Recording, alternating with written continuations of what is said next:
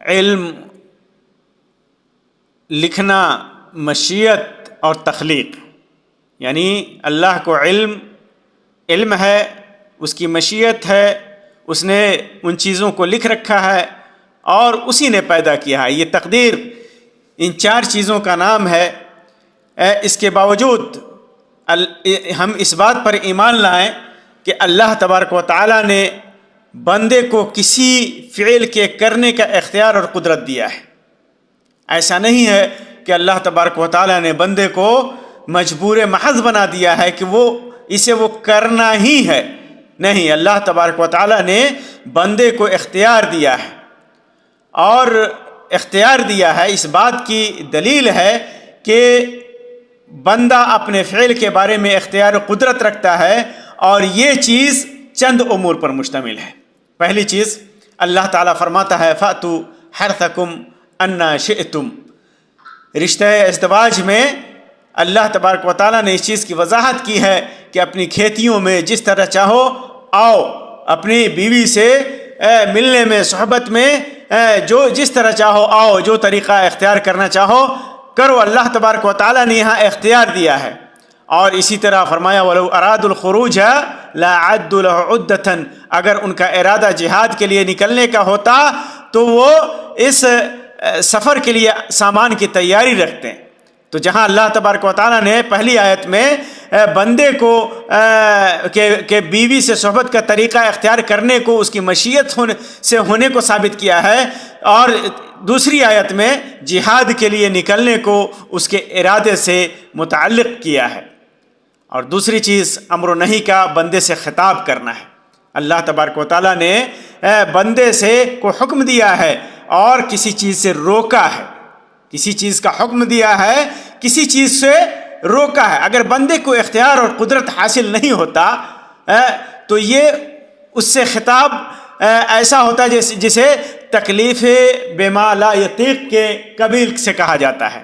یعنی ایسی چیز کا مکلف کرنا بندے کو جس کی وہ طاقت نہیں رکھتا. تو اگر بندے کو امر و نہی کا یعنی حکم دینے کا اور کسی چیز سے روکنے کا اختیار نہیں ہوتا، خطاب نہیں ہوتا، اس کے اندر اس کو اختیار نہیں ہوتا، تو پھر ایسی چیز کا حکم دینا ہوتا بندے کے لیے جو اس کی طاقت سے باہر ہے، جو اللہ تبارک و تعالیٰ کی حکمت اور اس کی رحمت کے منافی بھی ہے، اور اس کے اس فرمان کے خلاف بھی ہوتا ہے جس کے اندر اللہ تبارک و تعالیٰ فرماتا ہے لا یکلف اللہ نفسا الا وسعها. اللہ تعالیٰ کسی جان کو اس کی طاقت سے زیادہ تکلیف نہیں دیتا، مکلف نہیں کرتا. یہ اس کے خلاف بھی ہوتا. اور تیسری چیز کہ نیکی کرنے پر اس کی تعریف اور برائی کرنے پر اس کی مذمت، اور ہر ایک کو اس کے عمل کے اعتبار سے بدلہ دینا، یہ اللہ تبارک و تعالیٰ نے رکھا ہے کہ جب اس بندہ نیکی کرتا ہے تو اس کی تعریف ہوتی ہے،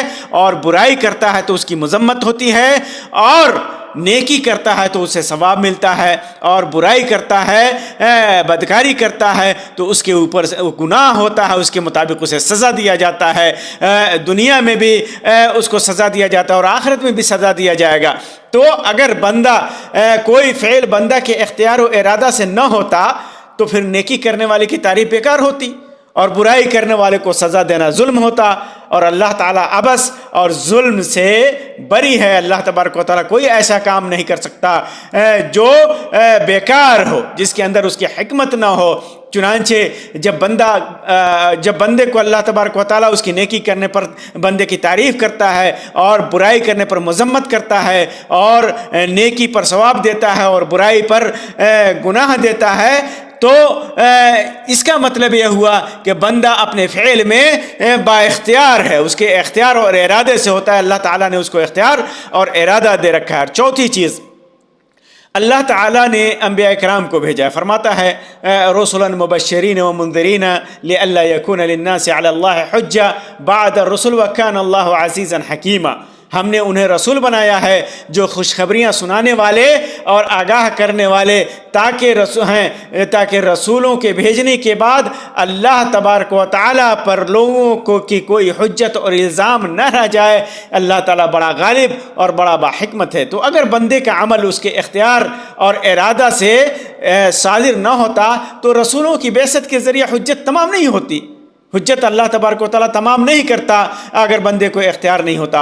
اور پانچویں چیز، ہر فاعل بلا کسی جبر کے احساس کے سمجھتا ہے کہ وہ یہ کام کر رہا ہے یا اس کام کو چھوڑ رہا ہے، چنانچہ وہ محض اپنے ارادے سے کھڑا ہوتا ہے، بیٹھتا ہے، داخل ہوتا ہے، نکلتا، گھر میں داخل ہوتا ہے، کہیں داخل ہوتا ہے، وہاں سے نکلتا ہے، سفر کرتا ہے، اور چاہتا ہے تو سفر نہیں کرتا ہے، اور وہ نہیں سمجھتا کہ کوئی اس کے کرنے پر اس سے زبردستی کر رہا ہے، بلکہ وہ واقعاً اختیاری طور پر کرنے اور اجباری طور پر کرنے کے درمیان فرق کرتا ہے۔ کہ جب کوئی کام کر رہا ہے تو یا اس کے اوپر کوئی زبردستی یہ کام اس سے کرا رہا ہے، یا یہ کہ وہ اپنے اختیار سے کر رہا ہے، یہ بندہ سمجھتا ہے، وہ بندہ سمجھتا ہے۔ اور اسی طرح شریعت نے ان کے درمیان حکمت بھرا فرق کیا ہے، چنانچہ ان امور میں اس سے مواخذہ نہیں ہوگا جو اللہ کے حق سے متعلق ہیں اور اسے زبردستی کرنے پر مجبور کیا جا رہا ہے۔ جب زبردستی مجبور کیا جائے بندے کو تو اس پر اللہ تبارک و تعالیٰ مواخذہ نہیں کرتا۔ تو ہر بندہ سمجھتا ہے کہ اللہ تبارک و تعالیٰ نے جو اسے اختیار دیا ہے اس میں کون سی چیز اسے زبردستی کرائی جا رہی ہے، کون سی بات کام کرایا جا رہا ہے، کون سا کام اس کے اختیار سے ہے، وہ خود سمجھتا ہے۔ چنانچہ اللہ تبارک و تعالیٰ کی تقدیر میں بندے کو اختیار حاصل ہے، بندے کو اللہ تبارک و تعالیٰ نے ارادہ دے رکھا ہے تقدیر کا۔ یہ بالکل مطلب نہیں ہے کہ اللہ تبارک و تعالیٰ نے بندے کے ارادے اور اس کے اختیار میں اسے مجبور محض بنا رکھا ہے۔